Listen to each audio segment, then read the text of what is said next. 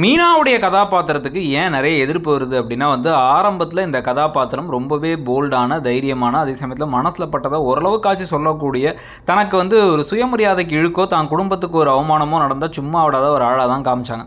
ஆனால் போக போக பார்த்திங்க அப்படின்னா முத்து மேலே காதல் வந்ததுக்கு பிறகு ஆளே மாறி விஜயா தூக்கி போட்டு மிதிச்சாலும் வாங்கிக்கிற மாதிரி வாங்கிட்டு இருக்கிறது தான் நமக்கு எல்லாத்துக்கும் பிடிக்காத விஷயமா இருக்குது. எவ்வளோ அவமானப்படுத்துகிறாங்க, ஒன்று கோவப்படணும், இல்லை திருப்பி கொடுக்கணும், இல்லை வீட்டை விட்டு போகணும், எதையுமே பண்ணாமல் அவங்களுக்கு ஒத்தடம் வைக்கிறேன், அவங்களையும் மாமாவையும் சேர்த்து வைக்கிறேன் இறங்குறதே ஒரு பக்கம் கடுப்பாக இருக்குன்னா, சரி வயசில் பெரியவங்க மாமியாருக்கு மரியாதை கொடுக்குறேன்னு எதையோ கொஞ்சம் முட்டாள்தனமாக பண்ணால், ரோகிணிக்கு எதுக்காக மீனா இவ்வளோ தூரம் பொறுத்து போகணும்? தன்னுடைய தங்கச்சியோட ஒரு ஹாஸ்பிட்டலில் கம்ப்ளைண்ட் பண்ணி பாதி சம்பளமாக்கி விட்டாங்க. இன்னொரு பக்கம் எப்போ பார்த்தாலும் கண்ணு முன்னாடி எல்லாரும் முன்னாடி ஏற்றி விடுறாங்க, அது அவங்க குடும்பத்தையே அவமானமாக பேசுகிறாங்க.